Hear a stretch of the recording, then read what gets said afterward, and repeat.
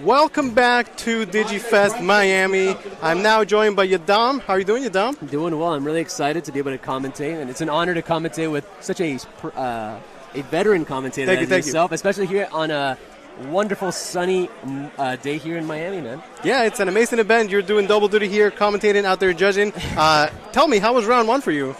It was a lot of calls specifically on Takuya.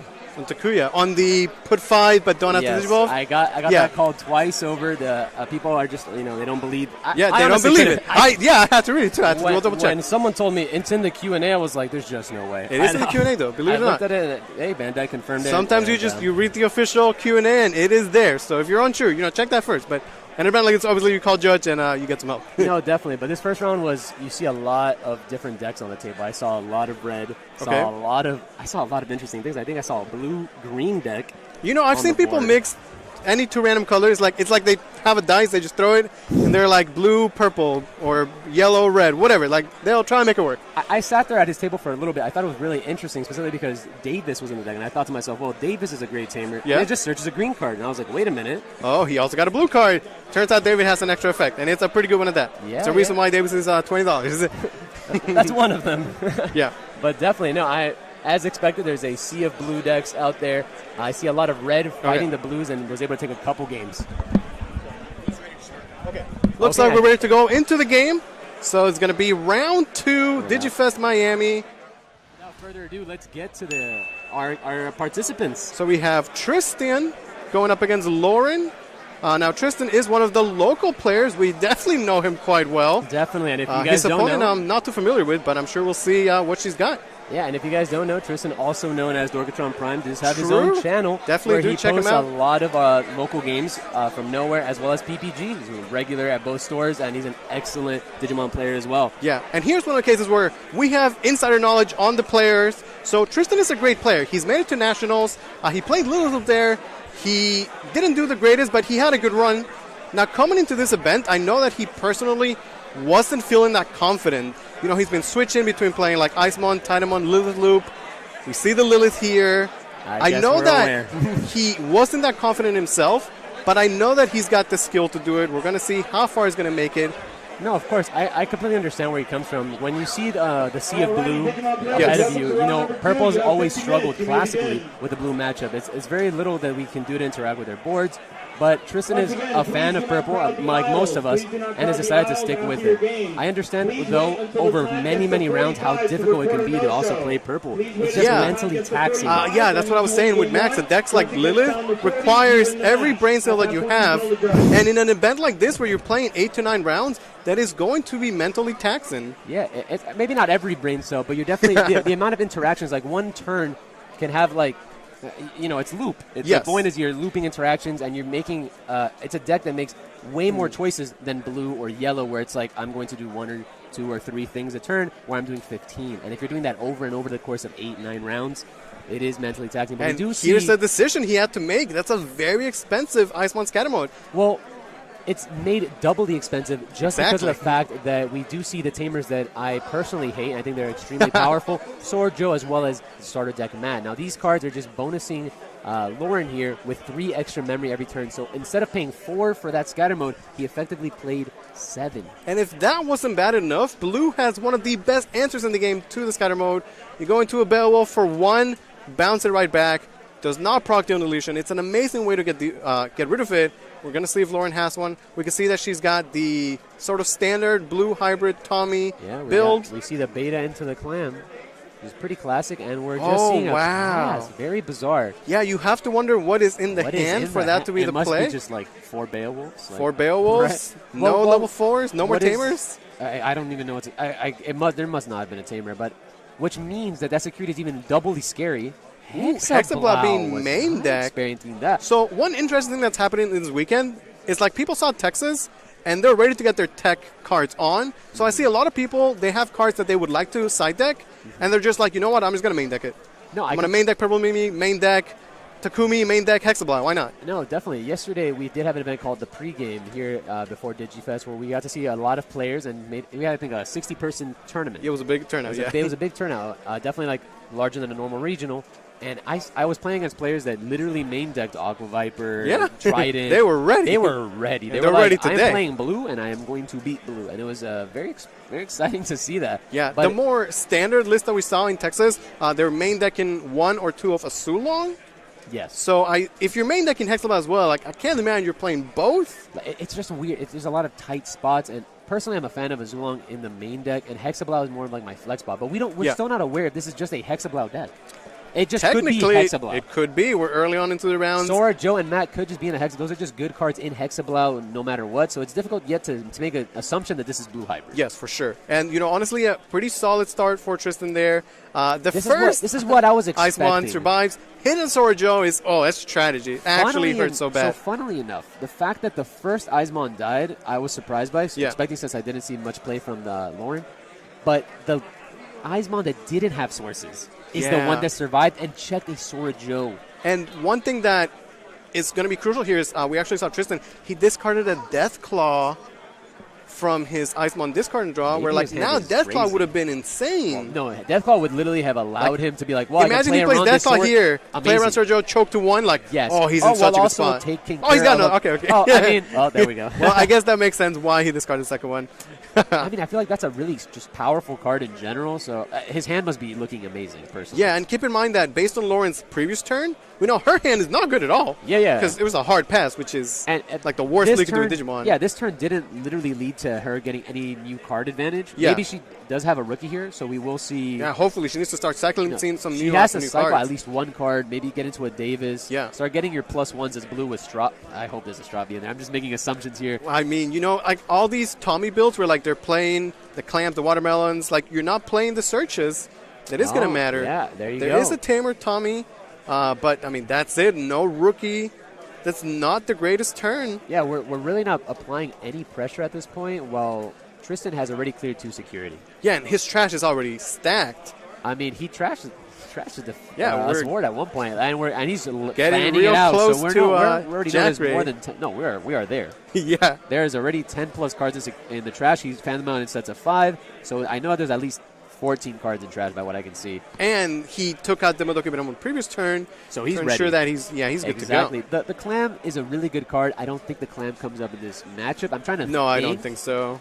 Maybe win rate? Win rate, yeah. Maybe win rate would be the only situation, but even then, the Madoki Betamon is the MVP. Yeah, and the thing about the Little Loop deck is that you're used to this slow setup combo deck that is very insane in the late game. Now, Mega Fusion takes away some of that late game power, but the Iceman package gives them some much needed speed. Where with a good early game of Gabumon into Icemon, which Tristan did have, you could be good to go on turn 2 or 3. Well, he did see double Icemon in the start. That's very very good. Powerful. Yeah, it's very good. So I do think Mulligan is very strong for this deck. It is funny enough though that Tommy did seem really whatever, but the fact is Tristan had the Assault Cerberus. If he had the Rush Dog. Yeah. And he had the sources under his regular Cerberus, he could have had a crazy turn here where he swings, kills his own, uses Analog Boy, gains, go to 3, and then Lilith on top of that. And that turn would have been absolutely insane. Either way, we do have access to other crazy cards because of the fact that when that guy is deleted, he does trash cards, so maybe a Nidhogg can come down and definitely make some impact on this board, as we can still loop right here. Yeah, one card I definitely want to talk about is the Nidhogg, another edition from the new set, giving you extra access to memory when you're doing your regular discard plays. And it's one thing that when you play against Lilith, you just never know. Do they have 1 Jack Ray? Do they have 2? 1 Nidhogg 2? And it's tough to keep track of how much they could do in a single turn. No, it's definitely, like I said, it's just a lot of actions, a lot of things to account for here. As he swung, it seems like he swung his Cerberus and it did die. We're seeing a Jack Ray go to the trash here while he grabs another dog. And that seems pretty fine. He's still pushing to 2. He's left Lauren at 2 security while setting up 2 Analog Boys. Very, very strong. It's going to be very difficult. If she cannot choke him, I think Tristan's next turn is going to be absolutely insane. One of the things against the Lilith is that they don't run a standard memory setter. They don't have the purple mat or a Manoa back in the day or anything like that. They could play 1, but it's generally one. not run of. Yeah. So you can actually do a good job of choking them. Now, sometimes that doesn't work out because you put them to 1 and then they get all the crazy memory gain. Yeah. But sometimes the best you could do, and I am going to say that Tristan's done a great job. Oh, my goodness. Ooh. That's just so unfortunate. The Jack Raid and security, it's going to completely change everything. If he just has 1 Jack Raid here, we're about to see a gamer moment. Yeah, like this is one of those turns where it's like he's at 1 memory. Okay, and so we have 5. might be going for game this turn potentially. 15, we're at above 15. I can't tell if it's 20 just because of the camera angle, but definitely Jack Ray is at least giving him 1 so we can go to 3 here. This and the fact that he has double analog in the back, this could be an insane turn.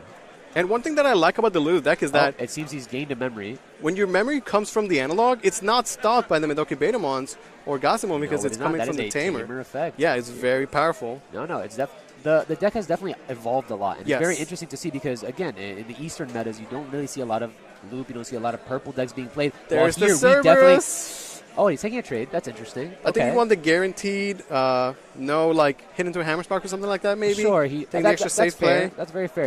It is something we have to account for when playing blue. That also could have just been another Tommy. Change here. Yeah, if he Tommied this and, it changes analog, everything for you're sure. absolutely right. So this is a bit of a safer play. He's in a commanding position. He doesn't have to make any play that. Oh, so this is alive. This is the same. He's going to summon the Cerberus here. Right? And you actually gain the 1 memory because you pay 1 less. Exactly. So this turn he's literally going to do the thing that I was talking about. So he's going to gain 1 off of this effect. It's going to trigger a bunch of on-deletions, and he's going to trigger double analog boy. He gets to hatch again. And we're going to gain. Yeah. Well, this card just has Rush, too, by the way. So he could just attack. And he's like 9,000, so he's living. That guy has pseudo-jamming, as I like to say. Anything above 8K in this meta, I do just give it the text jam. For sure, like 7K is the breakpoint where all the level 5 hybrids are, basically. Correct. Then after that, a lot of decks are not playing a lot of level 6s, right? I know, which is, again, it's funny. I thought when the initial Eismon attacked, I saw the security, and I was like, what is this Eismon going to die to? It's just going to trigger a tamer. And then when it died to Hexbot, I was like, wow, that's unfortunate. Yeah, that's actually really good for Tristan, because that's one less thing in security that the Cerberus Rush could just summon a free Eismon here. So if he has promotes in hand, we might just see game this turn. Yeah, easily. Yeah. Like, he potentially have Lilith. So I think he's still resolving effects here. He's still drawing. I don't know if he's tapped and he did not forget about the Utes. So we are going to 3. And get the hatch. The hatch is relevant because, it's 1 more cycle to dig through your combo pieces. And if he can't win this turn, having the extra attack, for next turn. Exactly. Unstoppable lethal. So that is very. So we're going to take the rush hit. Hopefully. So, yes, he did play around the hammer spark we talked about. Look at that. Yeah, actually, it made a huge difference that he made this specific choice of play. But he has a... What the heck? Yeah, I was going to say the... So we're... I guess he just had Jack Raids in hand or something, but he might have gone Win Raid, perhaps. It's difficult to... No, it had to be because he went from 1 to 3. Right. So he had to have Jack Raided there, going Lilith, which I'm assuming is adding double Jack Raid, and then we're just gonna do nothing but shenanigans. Yeah, we're doing shenanigans. Unless maybe there was a Calling from Darkness in the trash. I wasn't really sure to see if there was or wasn't, but that's another option that he can delete his Eismon and continue plays if he needs to. Yeah, it's very interesting how the Lilith deck is built, where you see it, and it doesn't look like a regular deck at all. You only have 6 rookies, things like that. Ratios all over the place. It's a Lilith deck, but they only run 1 or 2, maybe a Mastermon or something. But then when you see it in action, it pops off, and you're drawn through your whole deck. You see the pieces that you need, and you get these very explosive combos, as we're seeing here. So, personally, I think I've just called this deck Purple Good Stuff for a long time because it's just Purple Good Stuff that is facilitated specifically by Eismon. The fact that Eismon allows you to cycle through so many cards, and we're seeing double Jack Raids getting played here with what seems to be like an infinite graveyard. So Jack Raid is not just giving him Hammer Spark memory; it's giving him 2, maybe 3. Yeah, and then the extra from the Lilith. So you get to the point where Tristan started to turn out 1 memory, I believe. I believe we have 6. He started and at he 1, hit a Hammer Spark too. Yeah. And he's still gaming. No, that's what I'm saying. This deck it's like. As Lewis put it earlier, it's surprising and it's so explosive. You put him to 1 memory. He didn't even have a boost this turn, and he said, "Look at what I'm going to be able to do because my deck is crazy." Purple Good Stuff, man. And I will say this only was able to happen because he took the safe route and he played around that initial Hammer Spark security. Wait a minute. Does he have both in trash? There's just no way this guy's gaming this hard. Wow, he's going to get the memory back. So a lot of people, he's going to gain 1 here, get a draw. A lot of people have opted with the promote not to do this, but this is interesting. The fact that he plays the King Kaku will allow him to discard to gain the memory to now play around the second Hammer Spark. So we'll see and then he could just... Eismon is not attacking, but if he has the second promote here, we just... he just has enough to go. Cerberus naturally has Rush. Yeah, he just naturally has Rush, and that's game. That's going to be game 1 going to Tristan. Man, very well played. Yeah, for real. I can't... obviously, unfortunately, Lauren's did have a slower start. Less than ideal, and against a deck like Lilith, you want to put the pressure on them. You have to put the pressure early. When you have to hard pass like that, it's just not going to happen, right? Just imagine, the Soren Joe was very, very powerful. He played an Eismon into Soren Joe Matt, which put put Lauren in such a strong memory-loaded position, but unfortunately she couldn't capitalize it. And remember that same exact turn that she was put, I believe, to 7-6 memory, she passed the turn off of a rookie summon. So even though that Lilith Loop deck looked insane there, just remember the fact that, we didn't really see any pressure from the opponent's side. And like, Tristan played that well as well. No, of course. I'm not taking anything away from him. He definitely didn't want to let up at all, because had he made a single mistake, you give your opponent the opportunity to come back. This meta in general is just very, very swingy. Yeah, I think when he did the Icemon hard play pass, if Lauren had Hybrid Beowulf, yes, that was just, like, that's a very simple response. Like, you have a level 4 and level 5. Like, the game's completely different from that position. Yep. But unfortunately, it seems like she didn't have it. Sometimes you do, because of the mulligan rules, the way that you see your hand, sometimes, like if you have 3 Beowulfs in hand or maybe 3 Sword Joes, it's very difficult to mulligan these hands. And you're like, if I bottom deck this, I literally will never see it for the rest of the game. So you have to sometimes keep suboptimal hands, and that leads to situations like this. And I see it also with Jesmon players. If you see 2 Saviors in hand, are you bottom decking? I know, like, that's what people need to realize. Like, the mulligan comes at a cost. And, the inverse is also kind of true, where, like, you have these hands where, like, for example, Lauren might have had a rookie to open up because she had the Sakuya. Maybe she had a Beowulf and a level 6 and, like, a Tamer, right? And in her mind, she's like, oh, we are good. And then you don't get the 4, and then you're like, oh, well, I had the rookie, and then the rest of my hand is now just... Yeah, it's just flooding. Because I believe, if you're not sure, again, we know Tristan. We already knew it was Lilith, right? But from her standpoint, she's unaware of what he's playing. Of course, and the fact that she opened Madoki and Clam into a mirror match with the Sora Joe, that was a very powerful start. Sure. So definitely, I see where Lauren could have been coming from with that idea as well. But again, that's what happens in a big tournament. You never know what you're going to get. So you have to keep hands that you think are playable, and maybe it just wasn't. Like Tristan checked into the Sora and Joe, which at the time we thought it was going to be good, but he played around that very well. And like, if that had been a Davis instead, maybe she would have gotten the piece she was missing, guaranteed 3 memory to work with, and it could have been a completely different game. So I've been arguing with a lot of our gamers for Davis or for Sora Joe, and it's just been a difficult call. Some people are on the Davis hype, some people are on the Sora Joe hype. Very powerful cards in this specific meta. As we go into the next game, starting off with a rookie and an analog boy. And the analog boy does fetch him the combo of Icemon. That's pretty good. I love that opener, by the way. Oh, it's fantastic. That is my favorite opener. Now, like, when you have the Demi Marimon, the Draw Gabu, and Icemon, like, you're just seeing so many cards in that initial swing. Now, imagine that same turn had he gone second. Like, had he gone second, the opponent usually is putting you to 3, right? So they put you 3, and you go Gabu, Hatch, Analog, go to 1, add the Eyes, put your opponent to 1. And they have a Boko, and you have a fully stacked Eyes with an Analog. It's just crazy. Lauren took the Asulong, so it's, playing both. So now we're assuming it's more of a Hexblow Asulong deck. And this is that case I was sort of talking about. We're like, okay, maybe she didn't open with a rookie, but she had the Davis, so you're like, oh, I don't have a rookie, I'm going to play Davis, get my rookie. You play Davis didn't get to the rookie, and now you have to think, like, man, should I just mulligan for a rookie? It's just a tough call. It's such a tough very call hard, in this meta, and it's not easy. People just assume, mulligan makes all these combo decks so strong, and it makes such a difference. And sometimes you just have to keep suboptimal hands, because the fact that if you mully this hand, you might get one that's even more suboptimal, or you're bottom decking combo pieces themselves. So unfortunately, though, here, the Icemon does die to Beowulf. Fortunately for Tristan. Well, depends on how you look at it. Of course. I don't have a favorite, by the way. The amount of cards that he's going to cycle here is absolutely insane. Yeah, I believe we got 3, 2, 1. 3, 2, 1, basically. I mean, we're seeing, it's draw 6, discard 4. Very powerful. Very powerful for start. A deck like Lilith that is not like necessarily prone to breaking, but like you have all these combo pieces, you might not always have the quickest start, but after you've seen the extra 6 cards, you should be set up for success. Yeah, you will definitely get there. Very, very plausible. Okay, that's not a play that I would expect. Hard dropping champion. So these are scenarios that I find really weird, and it comes to like, again, we don't have knowledge of his hand, of course, and it becomes very difficult. So you have to wonder, what is the scenario that's happening in his hand that this is the play that he decided to make, right? Because you just filtered 6 cards, so you decided what to keep and what to drop, and the best follow-up was hard to play this guy. Well, what I'm thinking is, like, the way his hand was, or his board was, he did not have a purple card on the board.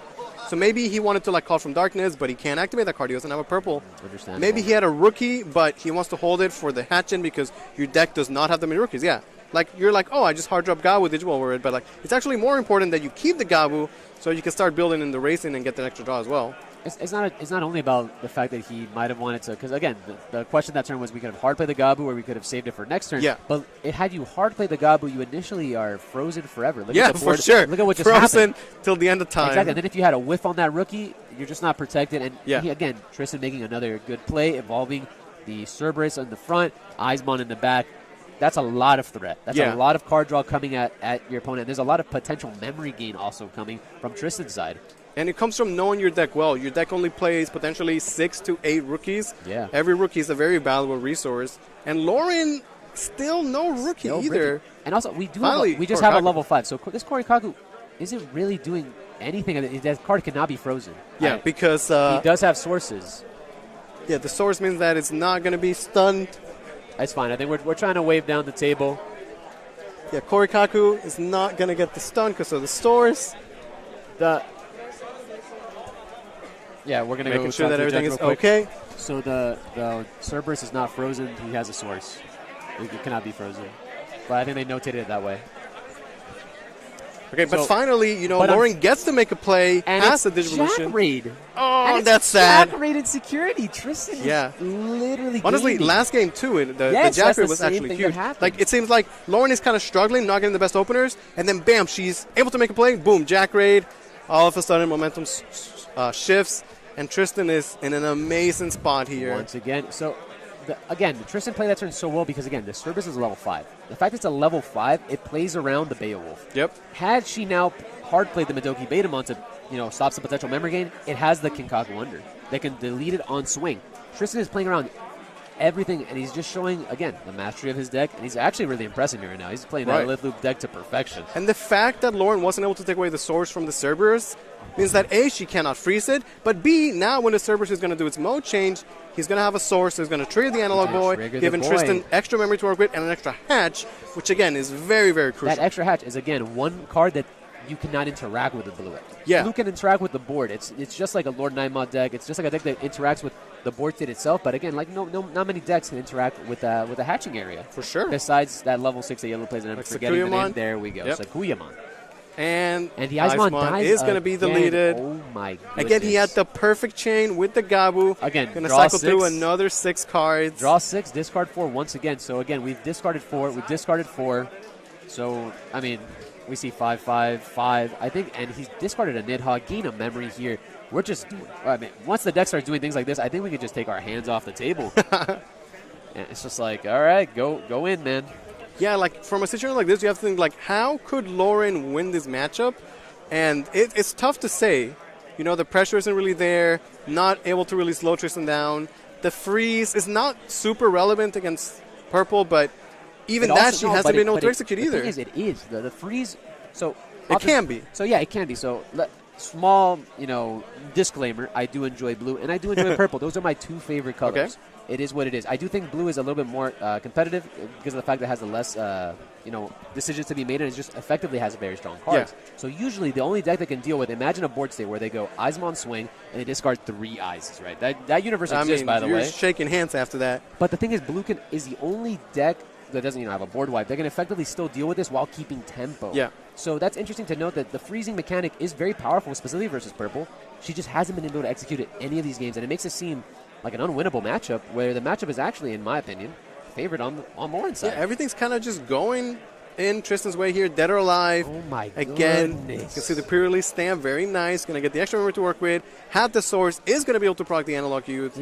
So he's gaining 1 memory off of this card. He's going to gain off this. Oh my goodness. Yeah, like just for playing the option, you're already getting 1 memory. You're gaining 1. And then you get Analog an additional 1. With the, again, additional raising area. Yep.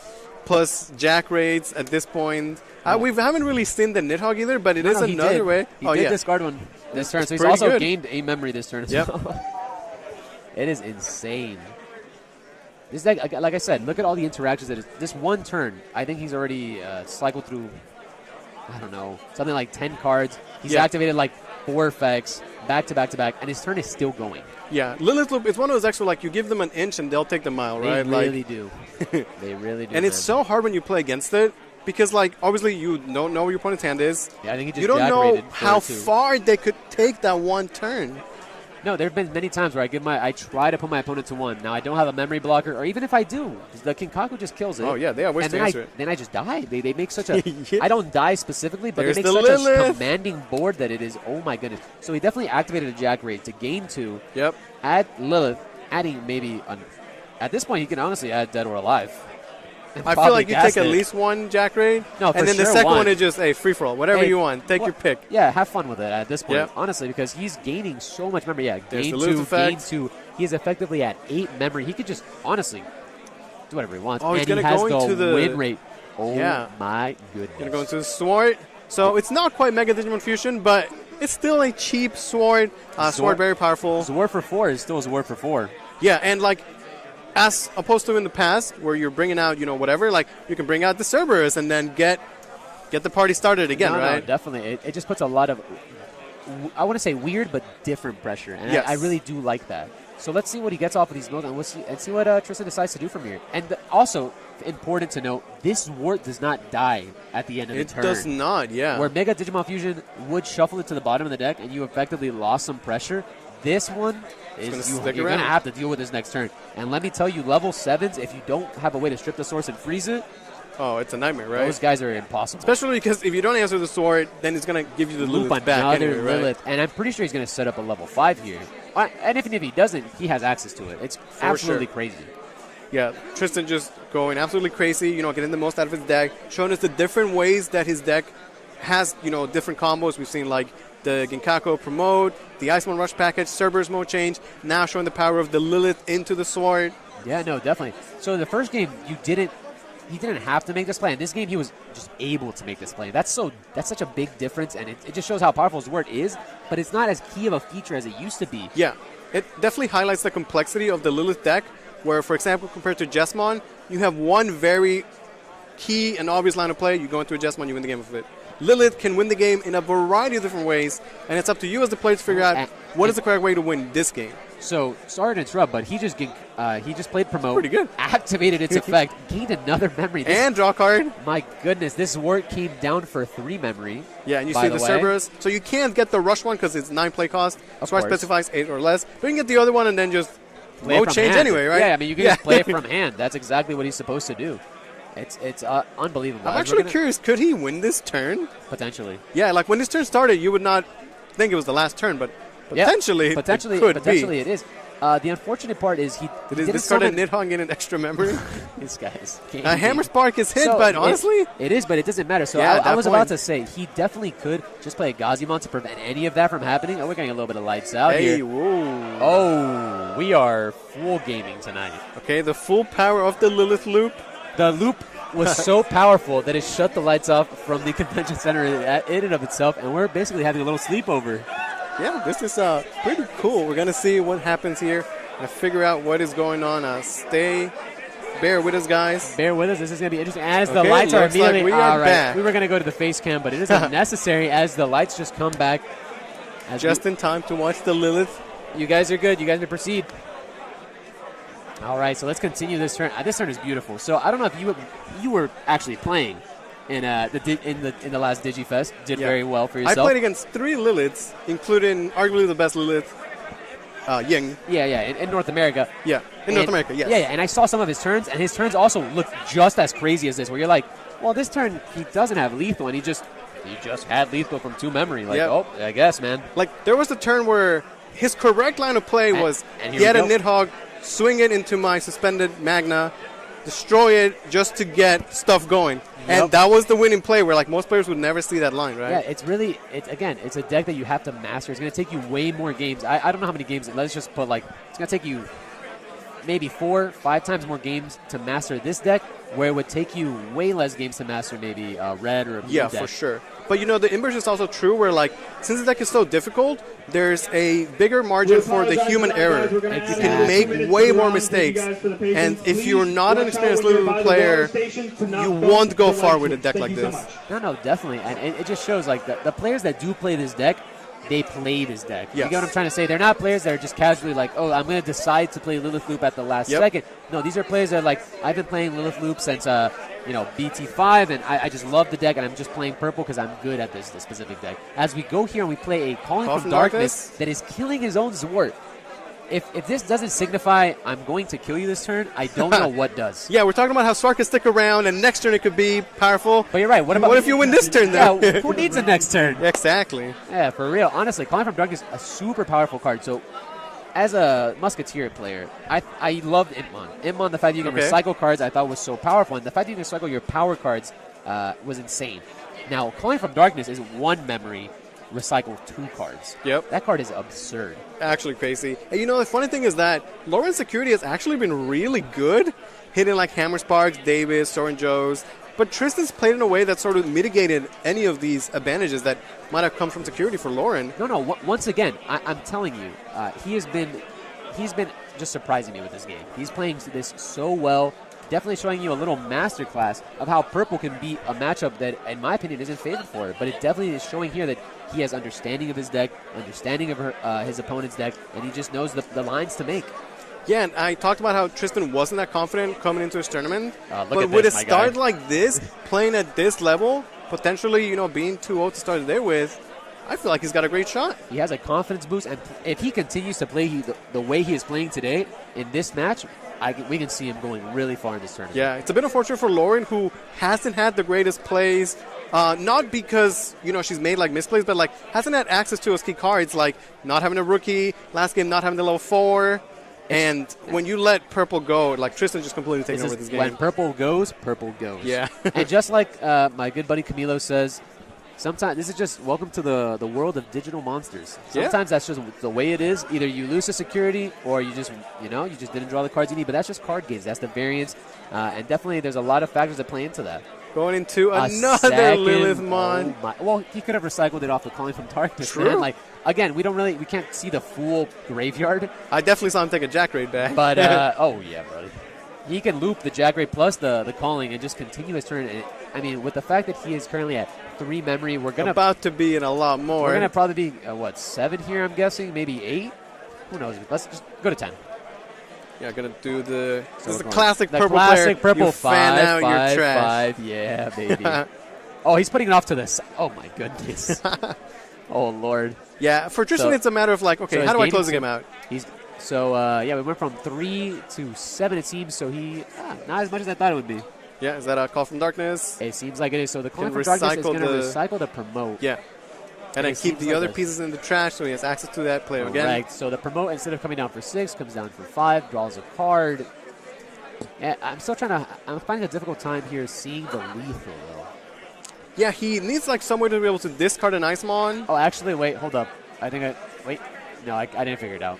Small brain. Yeah, I was thinking some way that he can discard the Icemon to get an extra body on the board that he could then either go promote over or Cerberus. No, I think promote itself, this summon is game, right? Because this will come down for 6. He's going down to 1. He's going to effectively gain a memory off of this summon. When he attacks, he'll gain another memory. Now, if this card lives, he can play the dog on top of it and then the other dog to also kill the dog, and that's just game. I mean, so many different ways, right? There's the Icemon. So that also works. There's live or die. There's so dog many is going to do it now. Okay, so he lived, and there's, again, promote here or just dog.